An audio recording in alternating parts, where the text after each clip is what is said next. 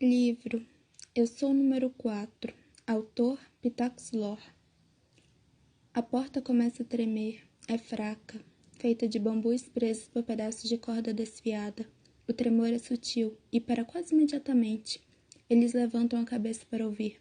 Um garoto de 14 anos e um homem de 50, que todos pensam ser pai dele, mas que nasceu perto de uma selva diferente, em um planeta diferente a centenas de anos-luz dali. Os dois estão deitados sem camisa em lados opostos da cabana, cada catre coberto por um mosqueteiro. Ouvem um barulho distante, como se um animal quebrasse o galho de uma árvore. Mas nesse caso era como se a árvore inteira estivesse sendo quebrada. O que foi isso? Pergunta o garoto. Shhh. O homem responde. Eles ouvem ruído de insetos, nada além. O homem começa a se levantar quando o tremor reinicia. Dessa vez é mais longo, mais firme e outro estrondo, mais próximo. O homem fica de pé e caminha lentamente até a porta. Silêncio. Ele respira fundo e estende a mão até o trinco. O garoto se senta. Não.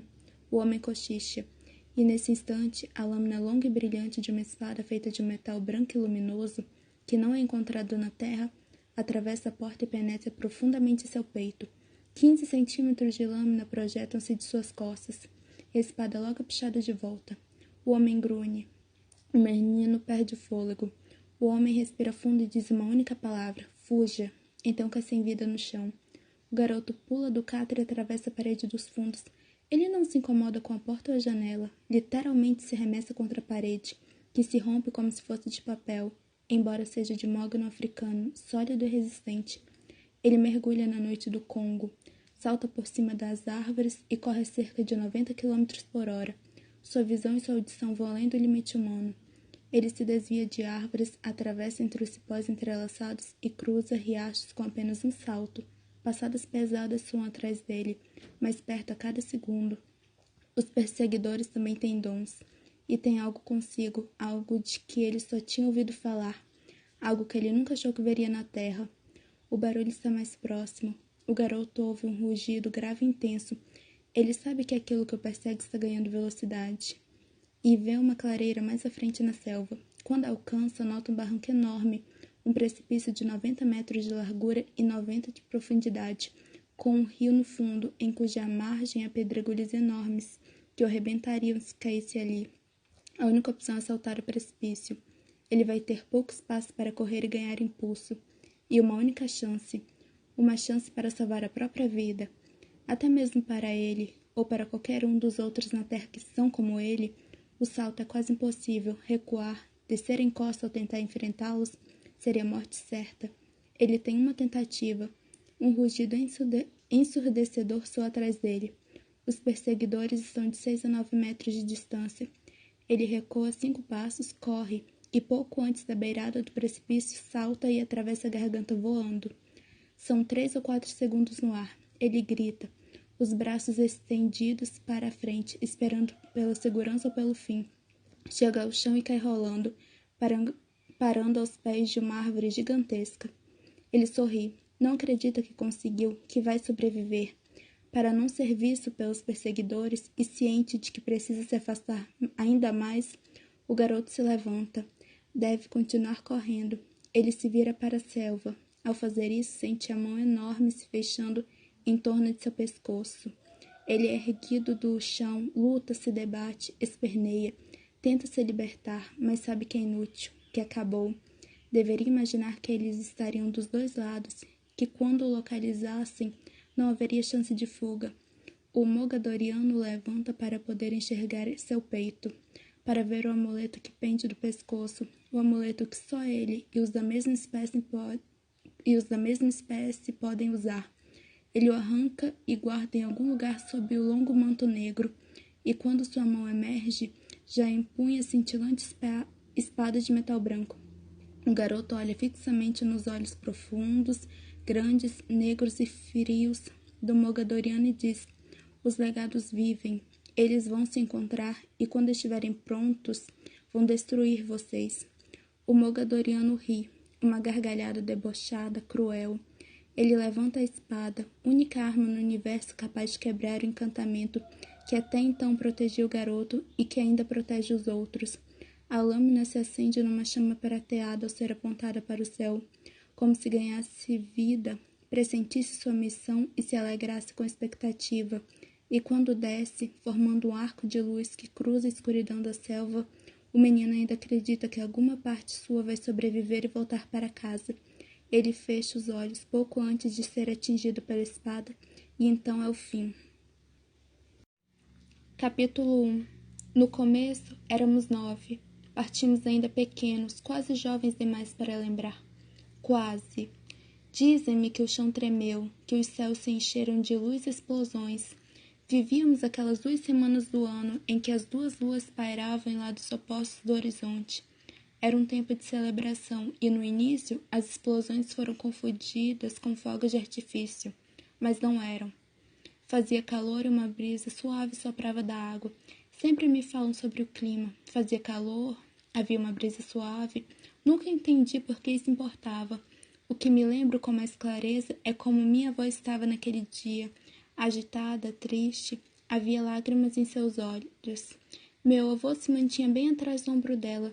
Lembro como os óculos dele refletiam a claridade do céu. Havia abraços e palavras ditas por eles. Não lembro quais foram. E nada me atormenta mais que isso. Levei 1 ano para chegar aqui. Eu tinha 5 anos quando chegamos. A ideia era nos assimilarmos à cultura local, antes de retornar a Lorient, quando fosse novamente possível ver vida por lá. Tivemos de nos separar e seguir caminhos distintos. Por quanto tempo, ninguém sabia. Ainda não sabemos. Nenhum deles sabe onde estou, e eu não sei onde eles estão ou que aparência têm agora. É assim que nos protegemos, com o encantamento lançado quando partimos. Um feitiço que garante que só podemos ser mortos na ordem de nossos números, desde que nos mantenhamos separados. Se nos juntarmos, o encantamento se desfaz. Quando um de nós é encontrado e morto, uma cicatriz circular contorna o tornozelo direito daqueles que ainda sobrevivem, e no tornozelo esquerdo temos uma cicatriz idêntica ao amuleto que usamos, um desenho que se formou quando fomos protegidos pelo encantamento lórico. As cicatrizes circulares são outra parte do feitiço, um sistema de alerta para sabermos onde estamos em relação uns aos outros e quando seremos o próximo na lista dos perseguidores. A primeira cicatriz surgiu quando eu tinha 9 anos. Eu dormia e acordei com a sensação do desenho queimando a pele. Morávamos no Arizona, em uma pequena cidade na fronteira com o México. Acordei gritando no meio da noite em agonia, aterrorizado ao ver a cicatriz se desenhando. Foi o primeiro sinal de que os mogadorianos finalmente nos haviam encontrado na terra. O primeiro sinal de que corríamos perigo. Até a cicatriz aparecer, eu quase me convencera de que minhas lembranças não eram realidade, de que o que Henry me dissera estava errado. Queria ser uma criança normal, levando uma vida normal.